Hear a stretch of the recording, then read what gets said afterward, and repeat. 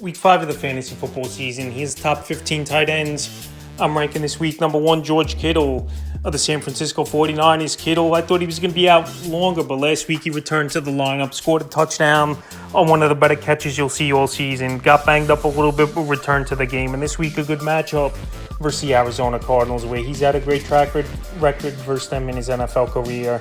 And with tight end being a very weak position, you're going to see some players on this list that's only had 1 or 2 good games, but definitely bumped up. So I think George Kittle could go out there this week and have a good ball game. Once again, number 2, Travis Kelce of the Kansas City Chiefs. He finally broke out with his best game of the year last week. And now with Rashee Rice out, he's back to being the number 1 target. And someone is going to get peppered with targets by Patrick Mahomes in this offense. So this week, it's a tougher matchup versus New Orleans. They're an underrated defense, no doubt about it. But like I said, Travis Kelce is going to work his way into volume. And him and Patrick Mahomes are one of the best 1-2 combo we've seen in a long time in this league. Obviously, 3 Super Bowls under their belt. And this week in Arrowhead on Monday night, I believe they connect again and have good performances. Number 3, Trey McBride of the Arizona Cardinals. We saw last week the offense couldn't do much for the Arizona Cardinals. They had a good first drive, scoring a touchdown. And then after that, couldn't do much. I know this week a tougher matchup at San Francisco, but Trey McBride, one of the better tight ends in the league. Before Jake Ferguson of the Dallas Cowboys. Ferguson's been solid once again this season. And luckily, he didn't miss a lot of time. Only week 2's ball game he missed was Jake Ferguson with the knee injury versus the New Orleans Saints. So this week at the Steelers, great defense, no doubt about it. But when you're the number 2 target in this Cowboy offense behind CeeDee Lamb, you're going to get peppered with targets. The ball's going to be there at times. And Dak Prescott's always liked targeting the tight end in his offenses. So I think this week, once again, Ferguson has a good game. Number 5, Dalton Kincaid of the Buffalo Bills. The last 2 weeks, gotten things going is Dalton Kincaid. Last week, 9.70 fantasy points. And going back to week 3, in that ball game, he had 13 fantasy points with Kincaid. So he's a big target. Him and Shakir, the 1 and 2 options in this offense, with Keon Coleman, Curtis Samuel not doing much in the passing game. And obviously, James Cook, the number 1 option overall in the running game for this Buffalo Bill team. But this week in a potential shootout at Houston, and you know this offense wants to get back on track after they got the doors blown off last week, 35-10. I think Kincaid once again goes out there and has a good performance. Number 6, Brock Bowers of the Vegas Raiders. I'm still high on Bowers. I know he had an off game last week. And now with Davante Adams most likely getting traded sooner than later with the hamstring injury that forced him to miss last week's game versus the Browns. The targets are going to be there for Brock Bowers. I've said this a lot in my videos if you've been following the channel. He's an athletic tight end, one of the more hyped up tight end prospects to come out in the last decade. He can run the routes.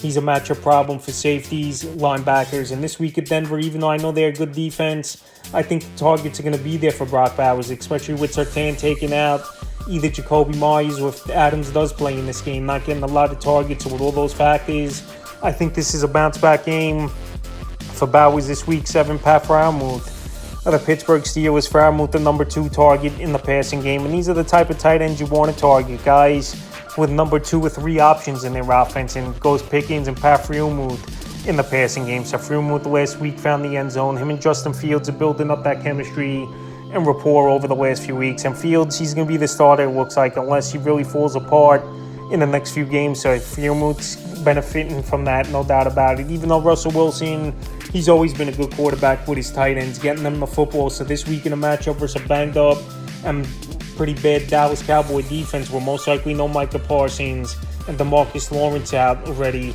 I think Freiermuth, he could work the middle of the field, work the seam, and have a good ball game. Once again, number 8, Tucker Kraft of the Green Bay Packers. One of the hot pickups off the wire this week was Tucker Kraft. And this Packer offense, we've seen it last season with Love in his first year as a starter, and we've seen it this season in the 2 games Love has played. He spreads the football out. Everyone gets involved. Season at the end of the year, Tucker Kraft came on, and he was one of the better tight ends in the top 12 at the end of the season. So this week, he was a big pickup, like I mentioned. This week, a good matchup at the Los Angeles Rams that can't stop anyone for the most part, where their offense is having trouble to stay on the field, and it tires out the defense. And I think this week, we'll see a little bit more of the same, and also an indoor game always helps as well. Number 9, David Njoku of the Cleveland Browns. So we'll see if he plays in this game. So far, he's back at practice as David Njoku. This week, a good matchup at the Commanders.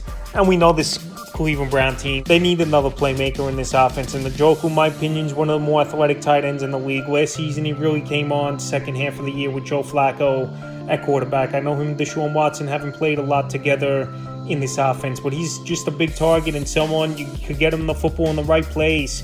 He could go out there and make plays, so hopefully Njoku's back in this week's ball game after missing the last 3 games. Number 10, Cole Kmet of the Chicago Bears. We know he had the breakout performance 2 weeks ago with the Colts, 10 catches, over 90 yards, and found the end zone. And then last week, a middle-of-the-pack to poor game, but that's what you're going to get at this tight end position. A lot of players not performing and putting up big numbers week in and week out. But this week, a good matchup versus the Carolina Panthers. Their defense has stopped no one this season.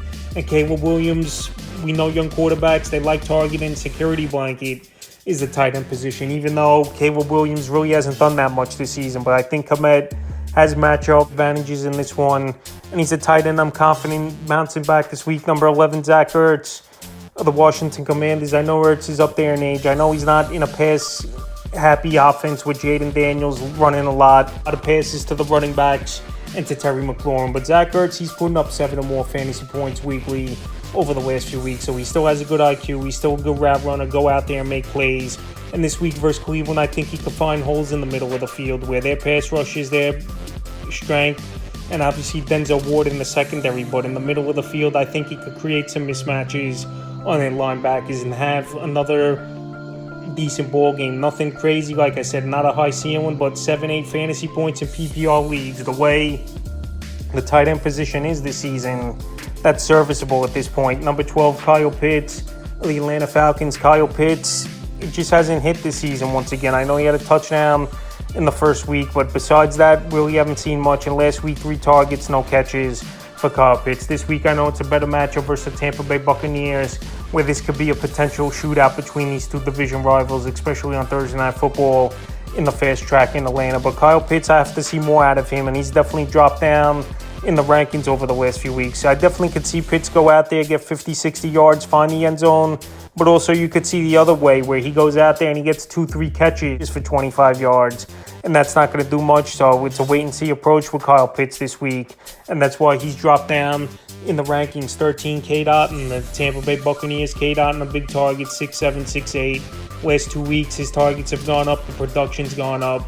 And he's that third man right now in that passing game behind Mike Evans and Chris Godwin. So if him and Baker could get on the same page where last season he had some deep league appeal, was K-Dot. He could be another nice fantasy option for fantasy owners. And this week at Atlanta, if he goes out there and has another third successful game in a row, he's definitely someone who should be taken a little more serious and maybe even move up the rank a little bit more. Number 14, Mark Andrews of the Baltimore Ravens. So Mark Andrews, I believe, is not 100%, coming off the bad leg injury last season, and he's pretty much been non-existent for fantasy football besides 1 game where he had 9.90 fantasy points, E2 versus the Vegas Raiders. Mark Andrews hasn't done much.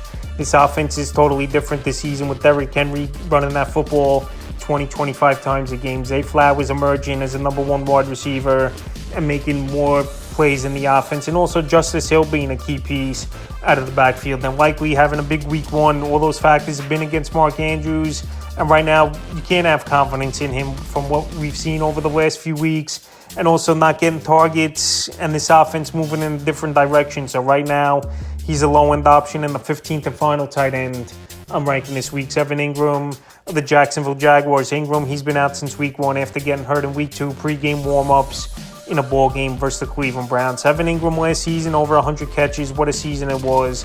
But even if he rejoins this offense where he's day-to-day right now, and I believe he has a good chance of playing here in week 5 versus Indianapolis, you have to take a wait-and-see approach. If he goes out there and he gets 10, 12 fantasy points, then obviously he's back and moving up the rankings next week. Just that's how weak this tight end position is. But right now, take a wait-and-see approach with Evan Ingram this week, but definitely someone to keep an eye on. So that's the top 15 tight ends I'm ranking for week 5 of the fantasy football season.